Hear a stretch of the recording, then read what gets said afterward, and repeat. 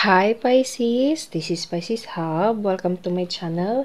So for today's video, gagawa tayo ng daily reading for Pisces gamit ang ating The Keeper, the Fortune Telling card, okay?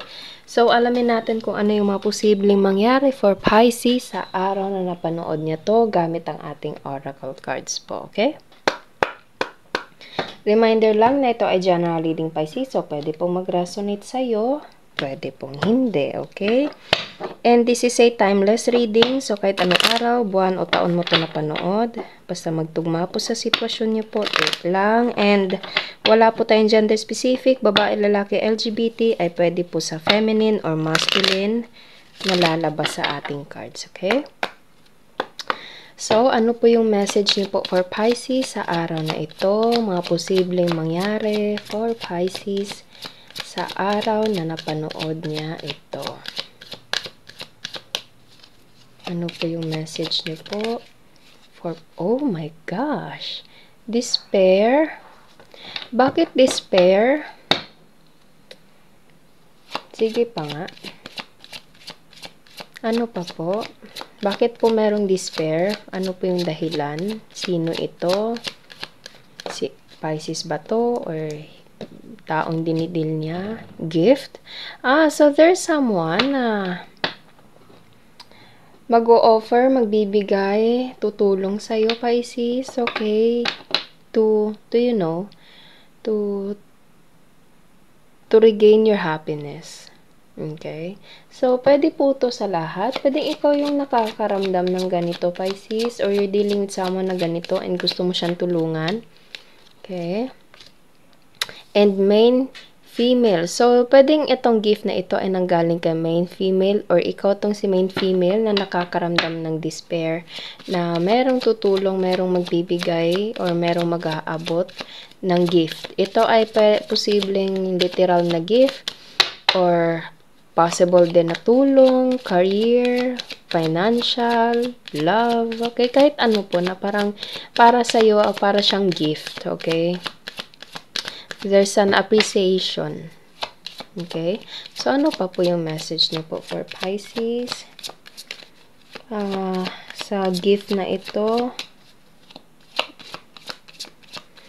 Okay. So, gamitin natin itong oracle, itong tarot cards natin, Pisces. Okay? Kasi walang cards na nag-flip. Gamitin natin to. Saglit lang po.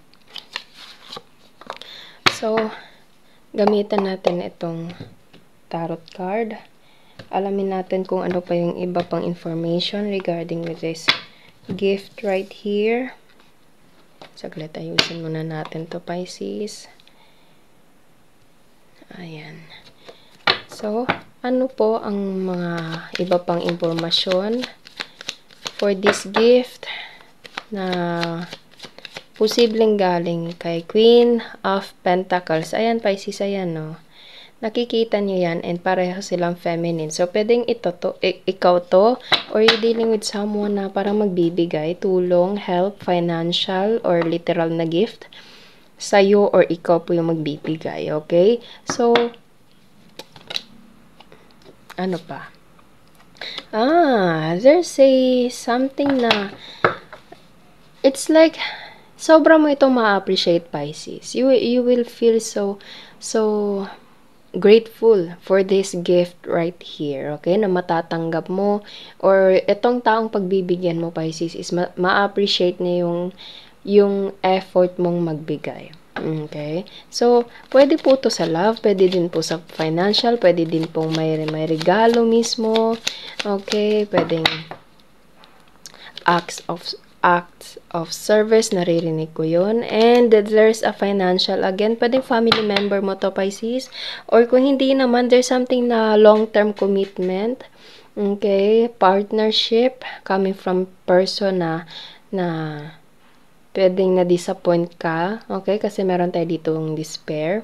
Okay? Pero kahit ano man yung itong naging reason ng despair na ito, you will receive to someone, from someone, or ikaw mismo yung magbibigay to someone, Pisces, ng isang gift na, kumbaga, it will feel like appreciative or grateful or something like para siyang ano, blessing, okay? Kahit anong aspeto man to sa buhay, and it contains a long-term commitment, long-term partnership, okay? So, wow, ang ganda. Ang ganda ng laman ng gift na ito, Pisces. It's either galing ito sa feminine energy or ikaw po yung feminine energy.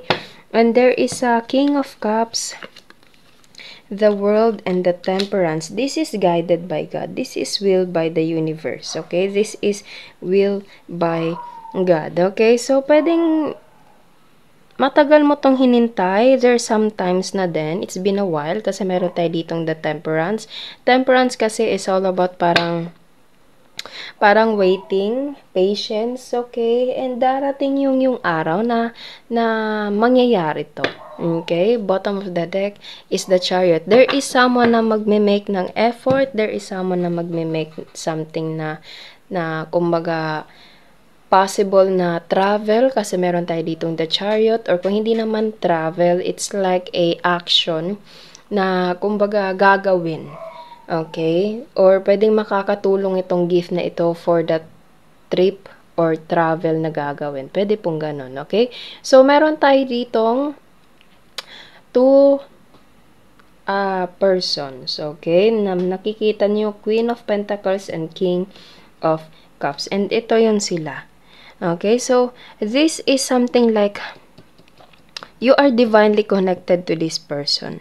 Okay, pwedeng ito ay sa love, pwede din pong sa family member, pwedeng sa trabaho din po, na kumbaga this gift ay kumbaga it contains a lot of blessings in all aspects in life. Pwedeng sa love, pwedeng sa financial din po, okay? Matagal, there is some time na din na hinintay, okay? Pero, pag para sa'yo, pag kayo. Ganun po yung naano ko dito. Okay? So, meron tayo ditong despair. It's either you feel this despair or there is someone na nakakaramdam ng ganito po. Okay? There's an action na gagawin or something like there's some travel. Okay, pwedeng gusto ka makita ng taong to or gusto mong makita itong taong to or something like merong action na gagawin which is giving this gift right here. Okay, so take nyo lang kung saan po mag-resonate. So, kuha pa tayo po. Ano pa po yung message nyo po for Pisces sa araw na ito? May message pa po ba kayo? Alamin natin kung meron pang message. Ito, ayun. A false person. Pwedeng, so, I feel like you're dealing with a person na parang there's a hot and cold right here, okay? Or parang, kumbaga kunwari, kilala mo na tong taong to, pero there's something deeper na nagugulat ka pa rin, or this person is nagugulat pa rin sa'yo, or there's something na parang, naririnig ko yung word na passion, okay, na although there's a red flag, pero sobra ko yung attracted sa isa't isa. Okay? Kumbaga, kung ikaw man yung nagdadala ng red flag, Pisces, hindi maiwasan ng taong to na ma-hook pa rin sa'yo, mapalapit pa rin sa'yo. Okay? There's something na parang, dapat i-aware mo, especially kung ano man yung nag-cause nito, okay? Pero the moment na mag-take siya ng action towards you, Pisces, parang mafo-fall ka ulit, okay? Or ikaw yung gagawa ng action to this person, and yun nga, mafo-fall ulit siya sa'yo. So, malakas yung attraction kahit meron na mga parang awareness or something like signals na itong taong to is a little bit of toxic or is a little bit of red flag, pero yun, pag mahal mo. Pero ikaw pa rin, at the end of the day, Pisces, ikaw pa rin po yung magdidesisyon kung ano yung gagawin mo po sa buhay niyo po, okay? This is just a reading. This is just a parang advice sa inyo po. Kayo pa rin po ang magde-decide sa buhay ninyo po, okay? Bottom of the deck is mature woman. So, pwedeng you're dealing with someone na mas matanda sa'yo, or pwedeng ikaw po to, okay? Or kahit ano man. Pwedeng merong feminine energy na older than you guys, kayong dalawa, and merong isa dito na mas matanda. na posibleng merong malaking factor sa kung ano man yung nangyari dito, lalo na sa despair, okay? Pero kahit ano man, there's an action na gagawin na magkakaroon ng happiness, reunion, okay? Divine union, long-term partnership na matagal-tagal na ding hinintay. Okay? So, kuha tayo ng mga initials, random words, kung sino or ano po yung mga konektado for Pisces sa araw na napanood niya. Eto. So, meron tayo ditong chinito, chinita. Katrabaho, letter Z. Airplane. Anak. Letter V. Masipag. Letter T or L. Nasa sa inyo na po yun, okay? Nasa sa inyo na yan. And letter N, H, and Y. Meron tayo dito. Ano pa? Meron pa tayo ditong pangarap. Okay? So, pwede nandito, pwede pong wala. It's okay lang po. Okay? So, yun po ang ating reading for Pisces sa araw na ito. Naway nagustuhan niyo po. Huwag niyo po sanang kalimutan na mag-like at mag-subscribe po sa ating channel and click the bell button, Pisces, para ma-notify po kayo sa next videos na i-upload natin. Okay? So, thank you, Pisces, and God bless!